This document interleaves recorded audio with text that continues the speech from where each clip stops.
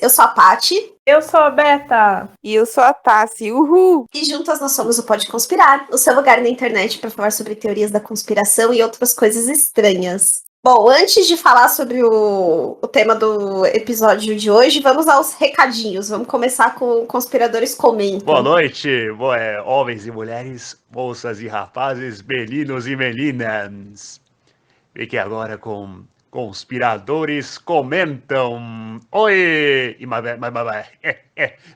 antes da novela, Marimar. Oi! Então, gente, hoje a gente trouxe aqui o comentário de uma pessoa do YouTube, que nos acompanha no YouTube, o Spike Spilger BR. É que ele tá usando um nickname, ou nome de usuário diferente. A gente não sabe se é cringe falar nickname, mas tô aqui. É, isso mesmo. Isso mesmo. Mas, enfim, essa pessoa, ele achou muito legal o nosso episódio que a gente falou sobre as teorias, né, da possível morte do Paul McCartney, que foi o nosso episódio 004, um dos primeiros, né, que a gente fez no podcast, né, que, bem, esse episódio a gente detalhava diversas pistas que poderiam, né, provar que o Paul havia morrido, de fato. E aí ele falou pra gente que no episódio só faltava a gente ter falado, né, de uma dessas dicas, um detalhe que passou em branco por nós, que é na capa do disco Let It Be, onde o Paul, né, ele está sentado com a sua foto em um fundo vermelho, enquanto os outros integrantes dos Beatles, né, eles estão com um fundo branco. E aí o fundo vermelho seria a indicação, né, da morte do Paul. É isso. Macabro. Aliás, esse episódio é meio macabro, né, do Paul. Nossa, completamente macabro. Então, gente, ó, não se esqueçam que interajam com a gente, comentem, mandem correções, mandem inserções. Se você acha que faltou alguma coisa, pode falar pra gente. A gente tem o conspirar.pod, que é o Facebook. Também temos o @podeconspirar, que é no Instagram. Também temos no YouTube. Se você estiver ouvindo pelo YouTube, comente pelo YouTube. E se você está ouvindo por alguma plataforma que possa avaliar e interagir, por favor, comente, avalie. Tá certo? Nós gostamos muito de saber o feedback de vocês. A gente tem só 2 avaliações no Apple Podcasts. Contribuam pra gente ter mais avaliações. Não, eu só ia perguntar uma coisa, só pra, tipo...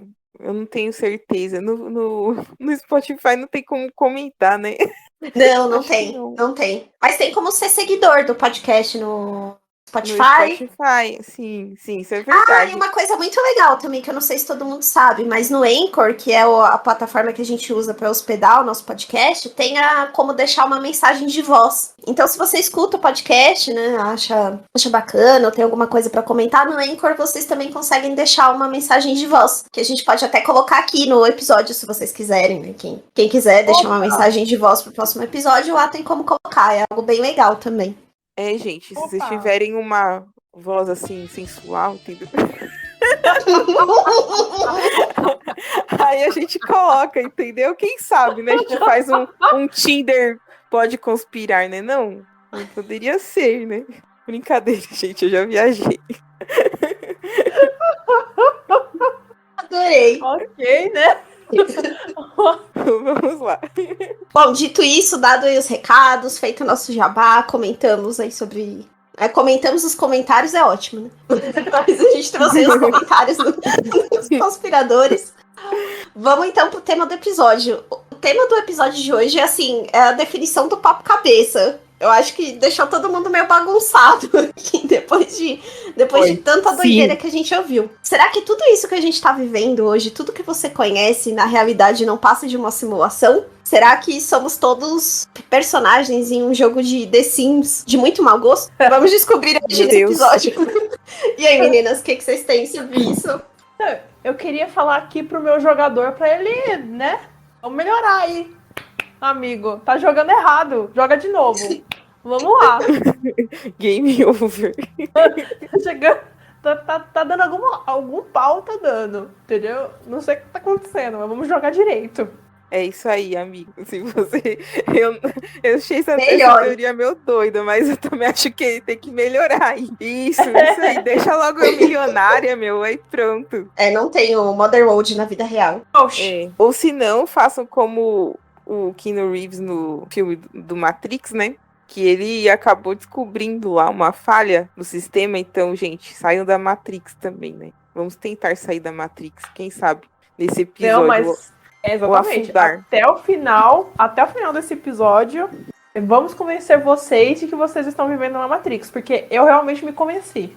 Ai. Eu vou tomar a pílula vermelha, gente. Mas é isso aí. Para começar, né, nosso episódio aqui da simulação, a gente já sabe que no mundo atual no qual nós vivemos, né, a realidade virtual já é algo que já existe, né? A gente pode observar, por exemplo, isso em jogos, né, como The Sims, Second Life, né? E também alguns programas, né, que levam os usuários a um ambiente virtual. E com a chegada das inteligências artificiais, as simulações elas acabam ficando cada vez mais intensas. E aí até acaba, vamos dizer assim, misturando com a nossa realidade também. Por isso que tem essa teoria de que será que realmente a realidade que a gente está vivendo não é uma realidade e sim uma simulação? Quem começou, né, que trouxe primeiro essa ideia nos nossos dias atuais foi o Nick Bostrom, né, que ele é um filósofo sueco, inclusive ele é professor da Universidade de Oxford. Bem, ele explodiu a mente de todas as pessoas com esse conceito de que estamos vivendo numa simulação. Ele disse, né, uma das citações, né,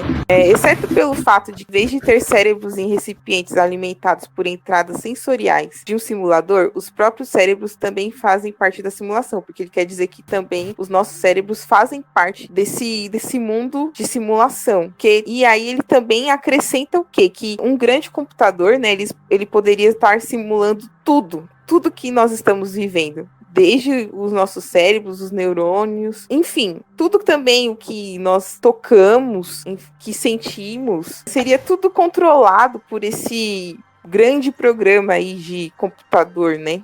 Agora, quem que estaria controlando isso? Seres extraterrestres de outra galáxia, enfim, não sabemos. E depois que o Nick Bostrom ele apareceu com essas ideias, né, outros pensadores, né, acabaram também defendendo o mesmo argumento dele, que foi o caso do Elon Musk, que é o fundador da Tesla e da SpaceX, e também o sociólogo francês Jean Baudrillard, que ele acredita que o mundo não seja mais do que uma simulação onde tudo é inanimado, feito a partir de imagem. O fundador da Tesla, o Elon Musk, ele também chegou a declarar que é possível que sejamos entidades geradas por um computador que vive dentro de uma espécie de videogame de alguma civilização muito avançada. Então, se somos uma simulação, vivemos um The Sims real, uma raça muito avançada estaria controlando a gente e provavelmente, né, não seria algo, por exemplo, essa raça estaria no futuro e não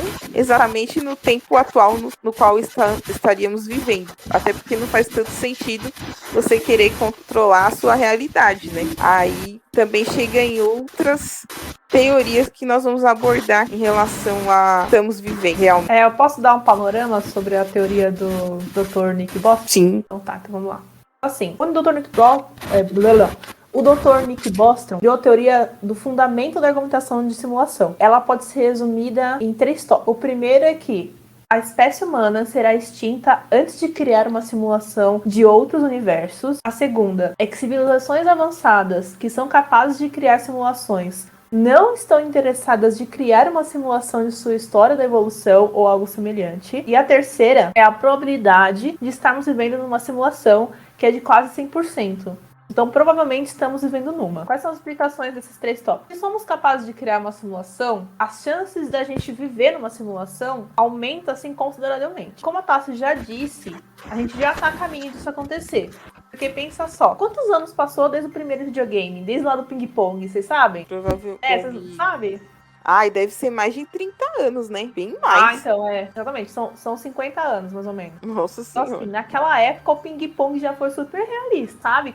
Qual é o videogame do ping-pong? É aquele que com uma tela toda preta, tem 2 barras nas laterais da tela, simulando as raquetes, e uma bolinha que ia e vinha, ia e vinha. Depois você procura aí no YouTube que você vai achar. Que era no Atari ainda, né? Que No não Atari. tinha nada, né? Só tinha aquela. Praticamente parece um câmbio, né? De carro. Nossa, Isso. Você ia pra um lado e Atari é pro top. outro, só isso. A Atari é Exatamente. top, mas a geração Z, Millennium e etc. não conhece, não. Não tem ideia do que Procura. seja. Hã? Gente, mas vende Atari até hoje. Pra quem tem vontade aí de conhecer, de ter, vende Atari até hoje. Vende Atari e, bem, aí também tem uns lugares aí pra comer, que é de hamburguerias temáticas de videogame, que geralmente sempre tem um Atari lá pra você também jogar. Enfim, se você não puder comprar um Atari, comprar um hambúrguer é mais barato, né? Então, dá pra ir jogar também, né? Só uma dica. Isso, comprar Gente experiência. super focada, né? Vamos parar de atrapalhar a Beta. Mas é isso mesmo, a ideia é essa. Então são 50 anos, nós conseguimos criar, né? O humano conseguiu criar videogames de uma realidade que é absurda. Então, você compara esse videogame, não precisa nem tão longe. Vamos lá, Super Mario. Todo mundo já jogou Super Mario, nem que seja por Sim. emulador no computador, no celular. Até para hoje em dia, onde você tem ali Witcher 3, você tem lá o The Last of Us. É extremamente realista. Todas as imagens são extremamente realistas. Imagina isso no futuro, se a gente começar a ampliar essa visão. Em 50 anos, a gente já chegou num nível no qual a gente já consegue ter uma imersão tão grande quanto, por exemplo, The Last of Us. Imagina O daqui gato mais 3D no Japão, né? Vocês viram aquele gato? Isso! Gato, Nossa! aquele holograma de gato que eles fizeram? Perfeito. É um absurdo, gente. Depois vocês procurem aí. É um absurdo de tão real que é. Então, se você consegue expandir, né, o como se daria a inteligência artificial daqui a uns anos, você consegue ver que realmente nós seremos capazes de criar simulações que são tão realistas que até a inteligência artificial do próprio jogo vai acreditar que a simulação é, na realidade, a vida real. Esse é o ponto-chave da explicação. De tão realista que é, a inteligência artificial do próprio jogo vai achar que a simulação é a vida real. Daí, a partir disso, a inteligência artificial, nesse ponto, vai poder criar por ela mesma outras camadas de simulação. Aí nós teríamos infinitas probabilidades de mundo. Então seria mais ou menos como se fosse um efeito cebola, que você vai criando camada por camada, por camada, por camada, por camada. E daí, se o mundo é baseado na realidade, então a probabilidade de estarmos na realidade base, que é a realidade que começou todas essas simulações, segundo a explicação do Dr. Nick, é de 1 em 1 milhão. Já lá pro Elon Musk, é 1 em 1 bilhão. É doido isso, né? Ou seja, a gente pode ser só uma fração, né, de uma outra... Nem a simulação originária, né? Exatamente. A gente nem pode nem a base. Você tem a base e as simuladas. A N simuladas. Simulada 1, simulada 2, simulada 3, simulada 4. Você nem pode ser a base. Para você ser a base, você é 1 em 1 milhão. 1 em 1 bilhão, segundo essa teoria. Já tem outra teoria, que é do Dr. David Kipping, da Universidade de Columbia, um astrônomo. Ele propôs o seguinte, baseado na matemática, ele simplifica isso e fala assim, né, eu tenho 2 propostas. A primeira proposta é que, a primeira, não há simulações, e a segunda, ou há muitas simulações e uma realidade base. Basicamente, o que ele fez? Ele só simplificou a teoria de cima, certo? A teoria do Dr. Nick. Então, nesse caso aqui da teoria do Dr. David, ele resume em que 50% de chance da gente estar numa simulação e 50% de chance de não. Mas mesmo assim, 50% de chance de estar numa simulação já é muito grande a probabilidade. E eles não estão sozinhos, né? Existem vários outros físicos que também embarcam nisso. Um deles é o Neil deGrasse, né? O Neil deGrasse Tyson, que é um dos mais famosos aí, né? Que é o cara que apresenta aquela série Cosmos, né? Tem vários... Aliás, em cultura pop, ele é super conhecido, né? Já apareceu em várias séries, desenhos, enfim. Ele é um meme raiz, entendeu? Exatamente. Ele é um meme raiz. Eu vou colocar na thumbnail desse vídeo e da capa do episódio. Se você estiver ouvindo, olha ele aí. Ele estará aí, como meme, como ele deve ser. Mas o Neil deGrasse Tyson, ele é o maior divulgador científico da atualidade. E ele acredita também nessa probabilidade de 50% de possibilidade. E ele traz, eu vi uma entrevista dele em que ele realmente afirma que ele acha que a probabilidade é muito alta. Outro cientista que também fala sobre isso é o Max Tegmark, que ele é um cosmólogo na Universidade de Massachusetts, né, no MIT.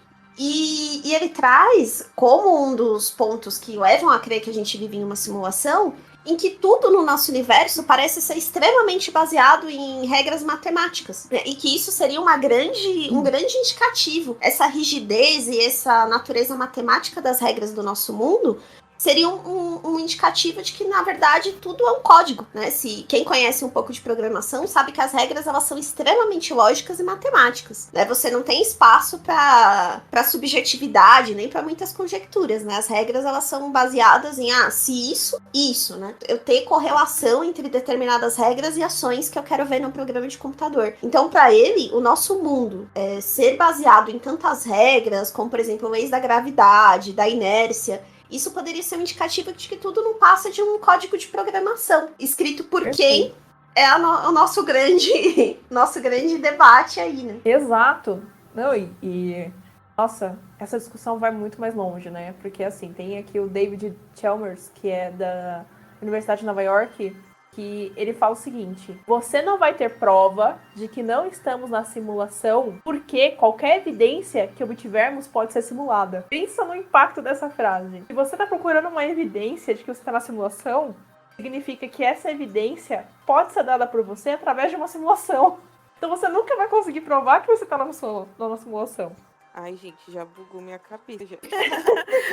Meu jogador aqui, ó, fez a minha cabeça bugar. Brincadeira.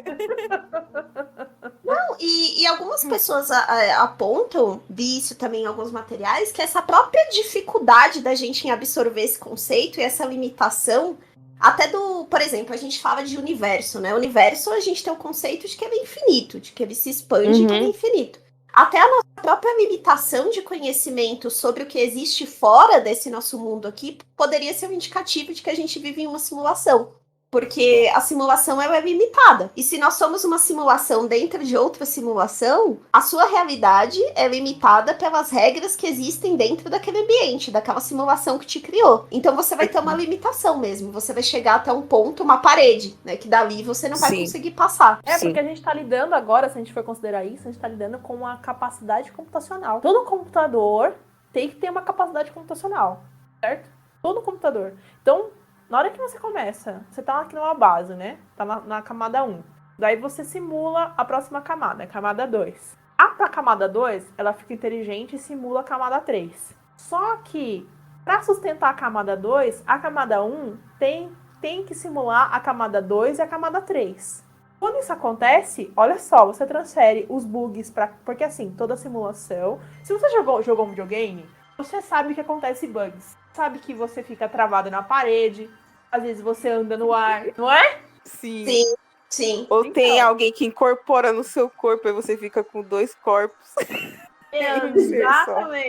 Exatamente. Se você não sabe o que é um bug, depois procura aí a maior decepção de videogame do século, que foi Cyberpunk 2077, você vai ver um número incrível de bugs. Assim, é surreal o número de bugs. The Sims é um jogo de simulação e de simulação da vida real e que é cheio de bugs. Acontecem umas coisas bizarras. Olha aí. Sim, acontece mesmo. Você pode ter o melhor computador que tiver, assim, só que a capacidade da computação, ela é limitada ainda. Então tá, voltando lá à história das camadas, né? Então você tem lá a camada 1, camada 2, camada 3. Quando você faz a camada 3, a camada 2 simula a camada 3, certo?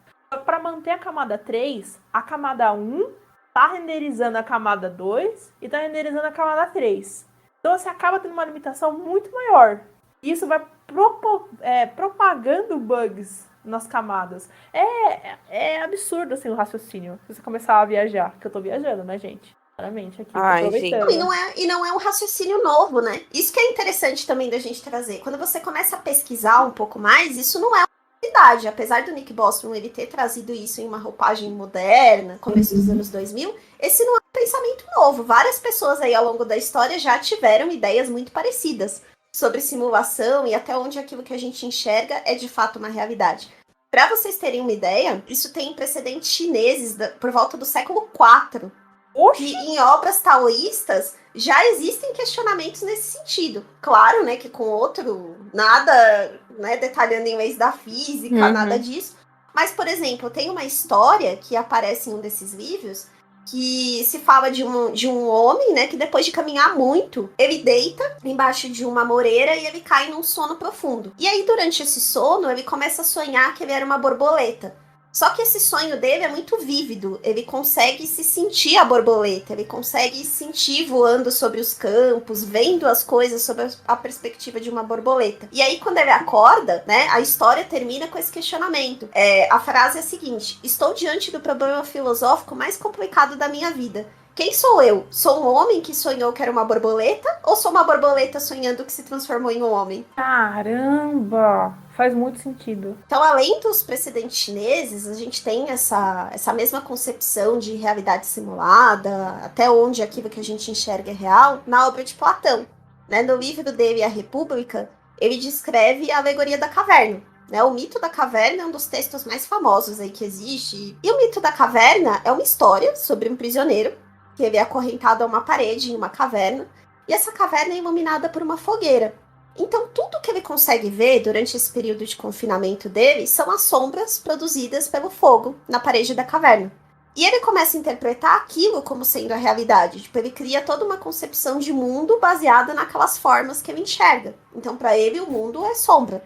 E aí, quando ele finalmente é libertado, ele é confrontado com a realidade, né? Ele vê que ele foi cegado na realidade, que tudo aquilo que ele interpretava como real, todas aquelas formas que ele via, nada daquilo existia. Então já é também uma outra ideia relacionada a esse questionamento de até onde tudo aquilo que eu enxergo, tudo aquilo que eu interpreto como real, é de fato realidade. Né? Será que só não é a porção que eu enxergo e que eu interpreto da minha forma, né? Perfeito. Então, assim, o que eu tava vendo é que existem N experimentos que estão tentando provar que realmente a gente está numa simulação. Então, assim, para provar, os cientistas estão levando em consideração que nós estamos sendo, sim, simulados por um computador com uma determinada capacidade, assim como um computador normal, certo?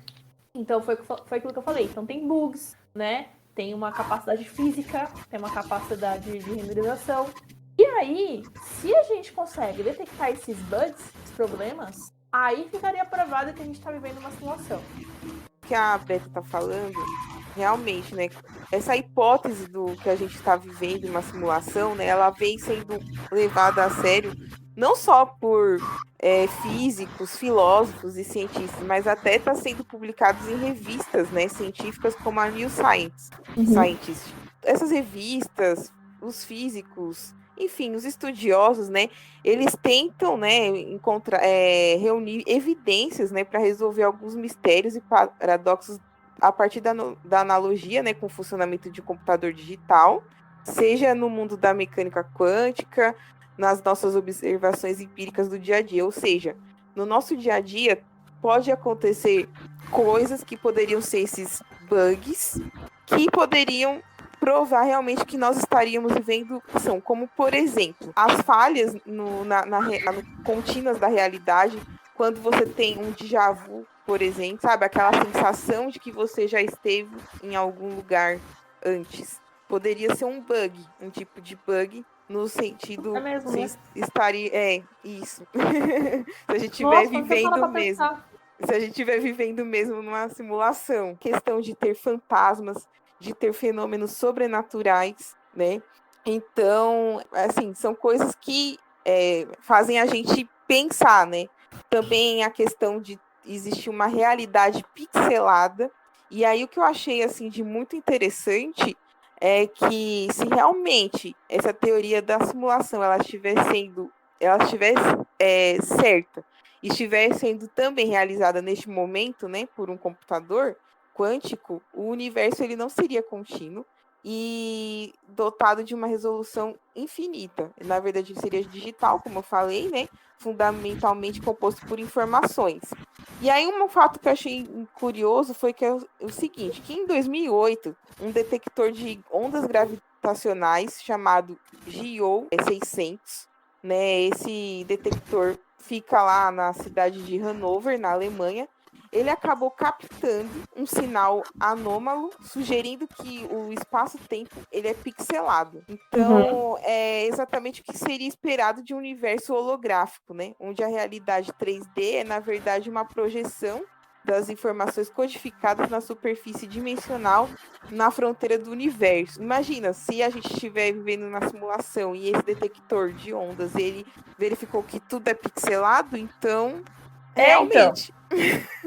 Na realidade, para ficar um pouco mais fácil, é que assim, quando a gente modela, a gente está falando de modelo matemático de espaço e tempo.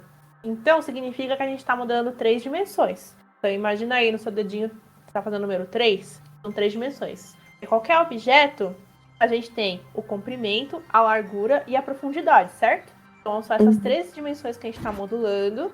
Então, além disso, a variável do tempo. Então, quando os físicos eles simulam o espaço e tempo, é como se eles transformassem o universo inteiro em pixels mesmo, em quadradinhos bem pequenininhos, e simulam cada quadradinho de vez, certo? Esse estudo que a Tassi falou, ele estuda raios cósmicos visíveis. E é interessante eu falar que esses raios cósmicos, eles precisam de uma quantidade de energia tão específica. Esse tipo de raio atinge apenas 1 km² na Terra por vez, que é esse espaço lá na Alemanha, a cada 100 anos. É muito curioso que eles já tenham conseguido pegar esse tipo de raio e ter visualizado. Por que isso é importante?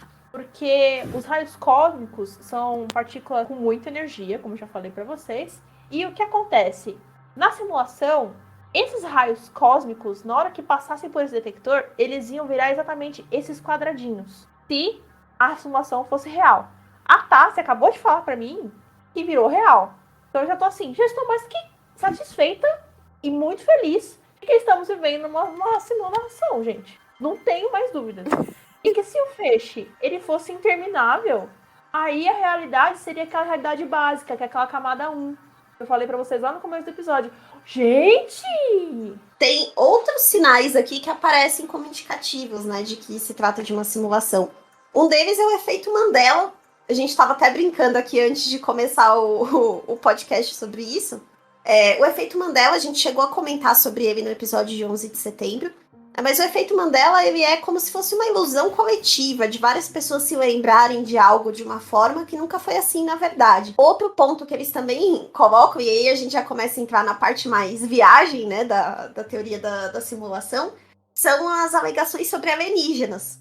Faz sentido. Nossa. Faz sentido, porque olha só, alienígena, que nem a Tassi falou, fantasmas e alienígenas, se for de outras simulações, faz sentido a gente não encaixar. Exato. Pra detectar.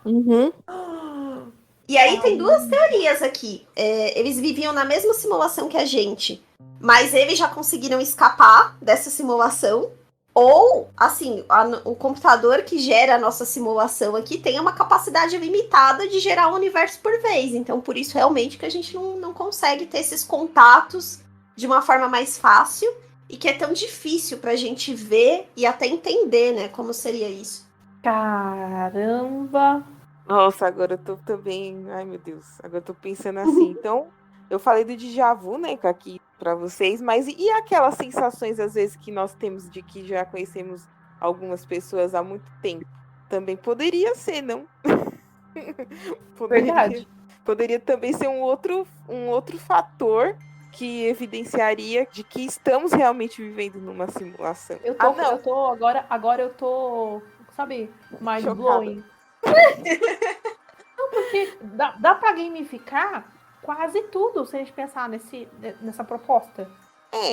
Agora pensa, a pessoa que tá simulando a gente faz a gente também simular outras coisas. E essas outras coisas também poderiam simular outras coisas. Inception. Quem assistiu o vídeo aí, A Origem. Mas a gente já tá evoluindo, né, pra criar inteligência artificial que consegue criar outras coisas a partir dela própria, né? Ela parte daquelas regras iniciais, mas depois ela mesma consegue... o exemplo é aquele robô da Microsoft, né, que começou a navegar no Twitter e ela começou a apresentar um comportamento racista, né, a partir do que ela aprendeu lá. Ela não foi programada pra isso, mas ela conseguiu sozinha desenvolver esse tipo de comportamento, né? Gente, se a inteligência artificial se voltar contra nós? Aí é Terminator. Então, aí o nosso jogador, o que que eu vou fazer? O que que eu vou fazer? Não sei. Tem um exemplo muito legal aqui que eles trouxeram também de indicativos que a gente vive numa simulação, que é um experimento realizado com elétrons, que é a experiência da dupla fenda, que também é chamada de experiência de Thomas Young. Gente, você quer mais comprovação de dualidade do que o dupla fenda? É isso! Gente, a gente tá vivendo uma simulação, porque como é que o elétron se comporta como partícula e comporta como onda? Exatamente, depende de observação, né? Desculpa te cortar, mas eu me empolguei. Experimento de dupla fenda, os elétrons eles são disparados, né, em uma tela fotossensível, e aí com 2 placas de cobre, né? A gente vai colocar uma foto no Instagram para ficar um pouco mais fácil de visualizar. Mas a ideia é que quando você faz esses disparos, a partir dessas fendas, né, na placa de cobre, inicialmente, o que se espera de comportamento dos elétrons nessa situação é que eles apresentem um comportamento de onda, né, como a Beta comentou. Mas quando o mesmo experimento é feito com observação, esses elétrons eles se comportam como partículas e não como ondas. Então, isso é utilizado como evidência para dizer que essa inteligência artificial que cria a nossa simulação, ela é inteligente o bastante para conservar os recursos dela e renderizar algumas coisas só quando ela sabe que tem alguém olhando. Seria algo muito parecido com o que acontece num videogame, por exemplo. Quando você está jogando videogame, você tem todo vamos dizer assim, um mundo criado no videogame, mas ele não renderiza 100% do jogo o tempo todo. Ele renderiza a parte que você está olhando por vez, a parte que o seu personagem está no jogo. Ele não fica 100% do tempo renderizando o mapa inteiro. Perfeito, foi exatamente esse experimento, né? Só que uma capacidade muito maior, assim, uma amplitude muito maior, bem mais robusto. O engenheiro da NASA, Thomas Campbell, ele tentou provar que tudo que a gente vê é renderizado, assim como nos videogames. E a gente só observa aquilo que a gente vai interagir no momento. Então a tela, ela vai ser renderizada por partes, que são aqueles pixels que a gente acabou de falar. E o mais interessante é que isso é uma visão tecnológica de uma ideia filosófica que é chamado solipsismo, que é a doutrina segundo a qual só existem, efetivamente, o eu e suas sensações, sendo que os outros pertencentes à situação, que são seres humanos e objetos, participantes, são única e completamente razões da mente pensante. Ou seja, são meras expressões sem existência da própria mente. Não sei se eu fui muito clara. Só existe mesmo o eu e aquilo que eu toco, aquilo que eu consigo sentir. O resto em volta é literalmente criação da nossa mente. E, cara, é muito... nossa, eu tô chocada. Porque eu tô, seriamente, tô sem palavras, porque é muita evidência. Pois eu vou quebrar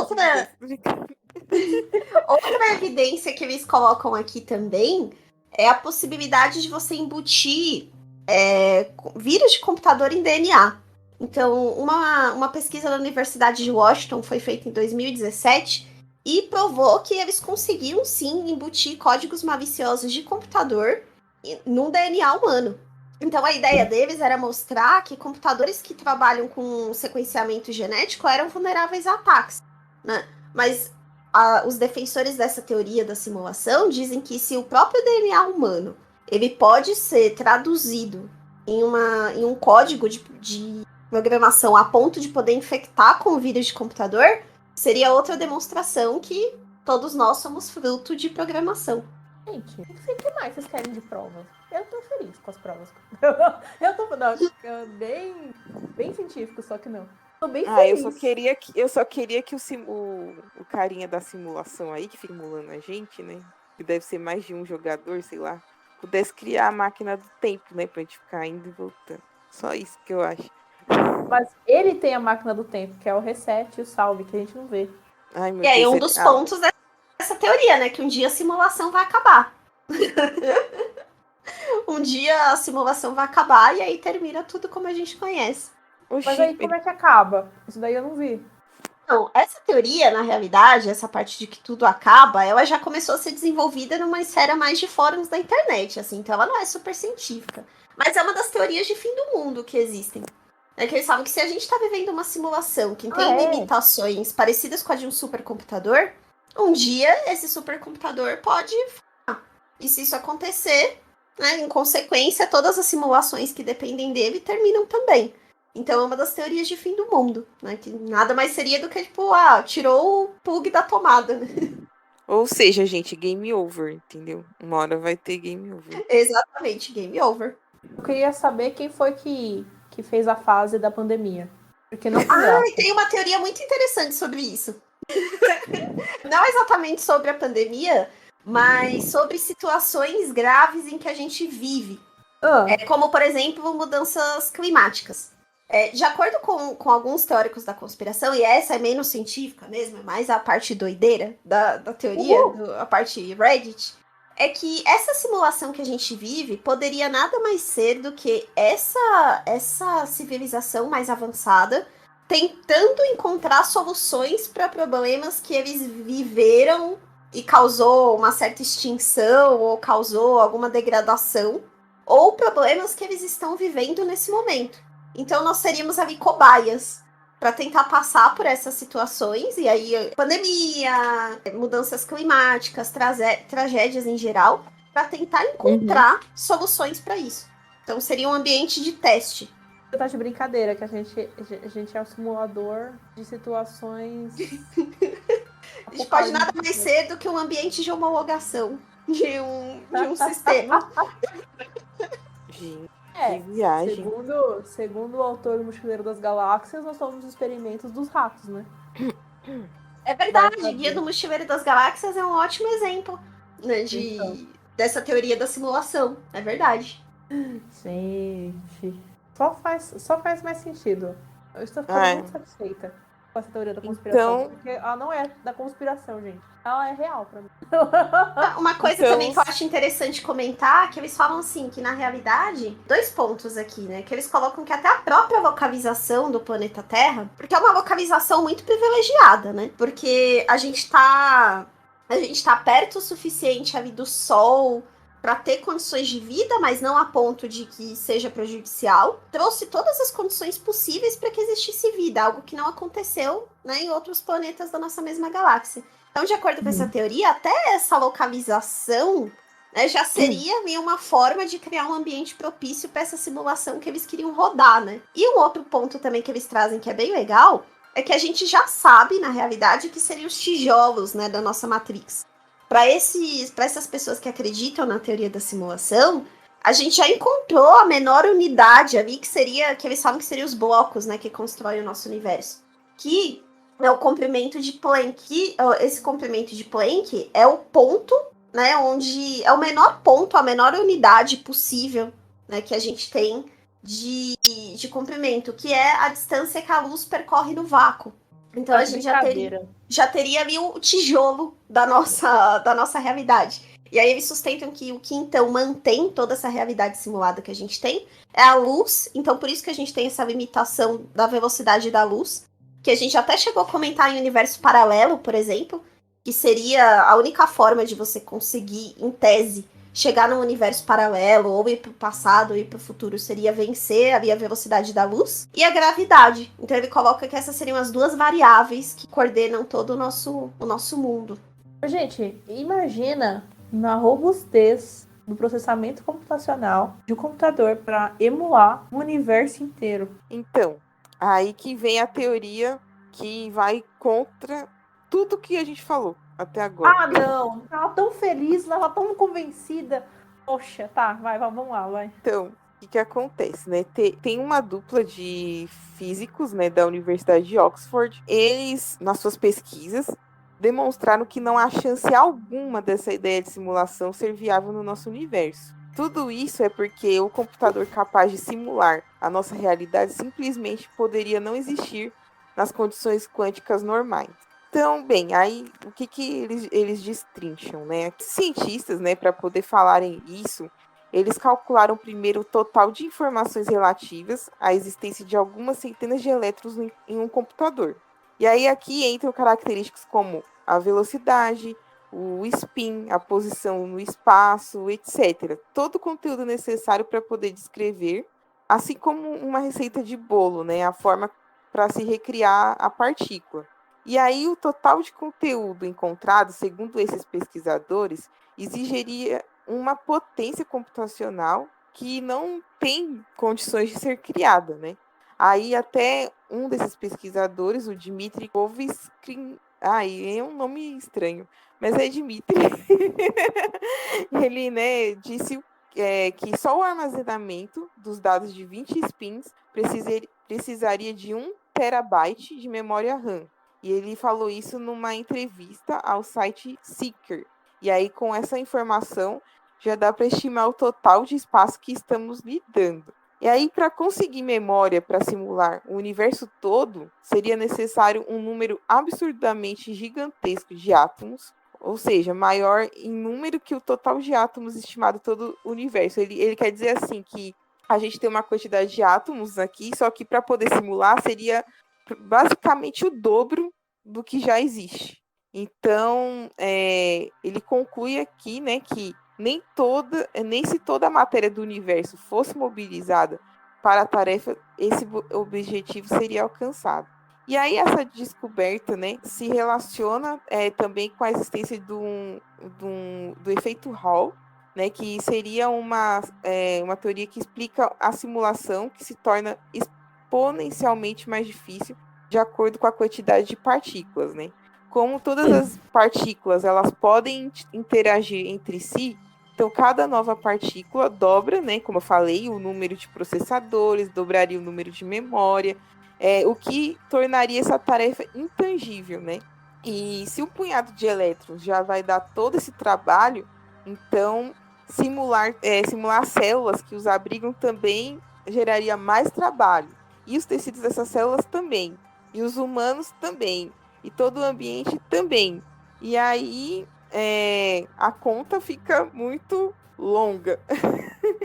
Então, eles dizem que isso é impossível.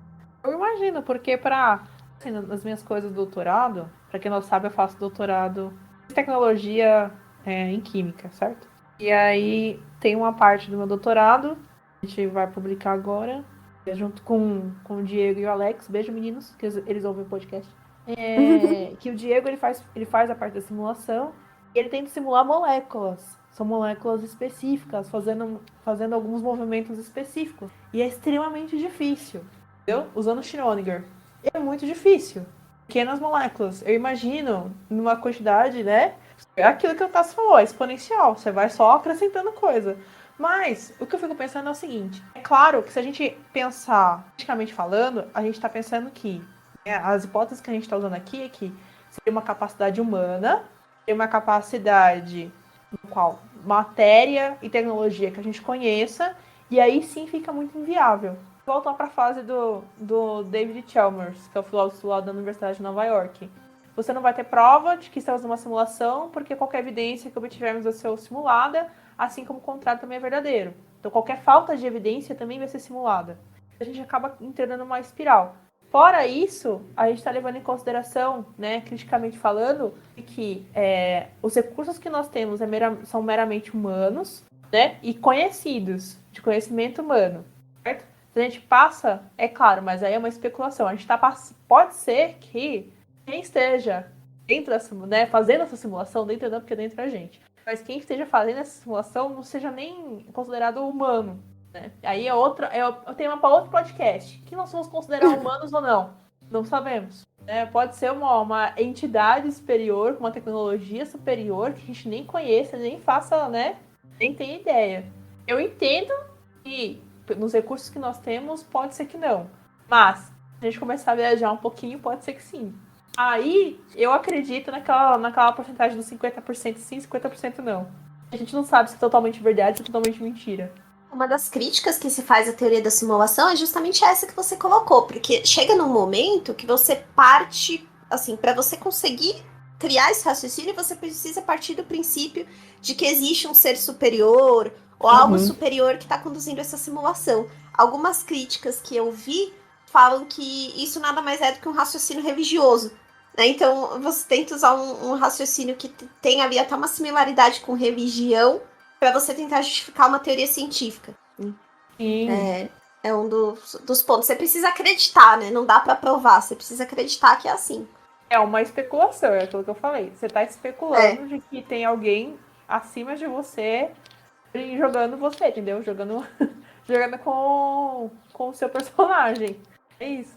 Site que é bem legal, assim, pra quem quer se aprofundar sobre o tema. Ele tá todo em inglês, mas ele é bem legal, que é um site do Simulation Argument, né? Que é um site baseado nos materiais do Dr. Nick Bostrom.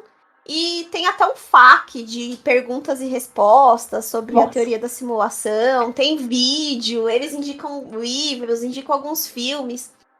E aí, um ponto que eu achei bem legal, e que é algo bem comum da gente ver, é das falhas na Matrix, né? A gente chegou a brincar aqui. E uma das perguntas do FAQ é sobre as falhas na Matrix. E aí ele explica aqui que ele não acredita em falhas. Ele diz que essas falhas a gente veria, né, supostas falhas, a gente veria se a gente vivesse ou não em uma simulação.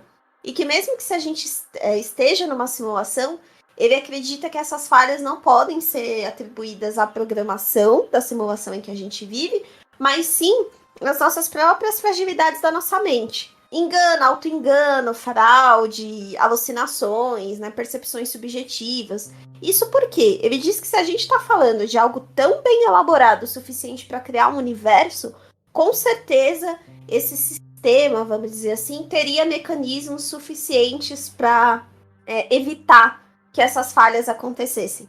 Perfeito. A não ser que essas falhas sejam propositais. Sim. A não ser que essas falhas Pode sejam ser. propositais. Nossa, gente, que louco e tudo isso. Não, Eu acho que até agora foi o assunto mais legal.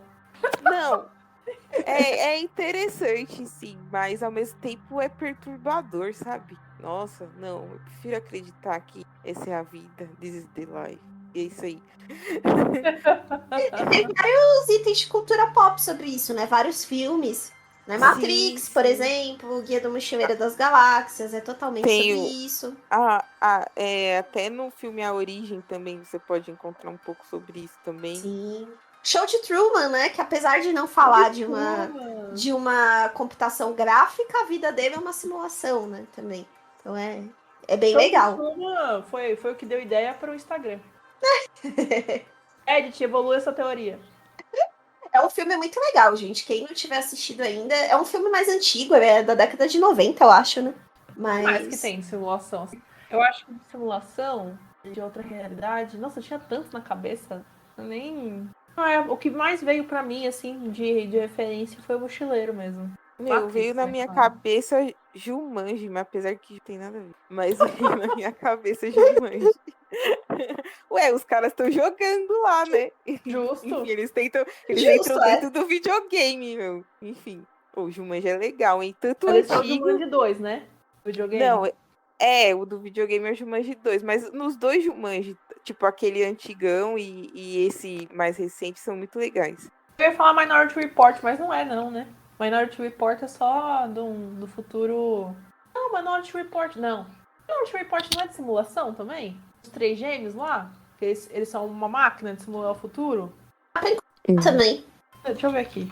Nossa, Show de Truman é um dos meus filmes preferidos. Eu acho que vale muito a pena assistir. Apesar dele já estar mais antiguinho, vale muito a pena. Ah, mas ele envelheceu bem, né? Sim, envelheceu super bem. Gente, vocês vão ouvir meu gato miando, tá?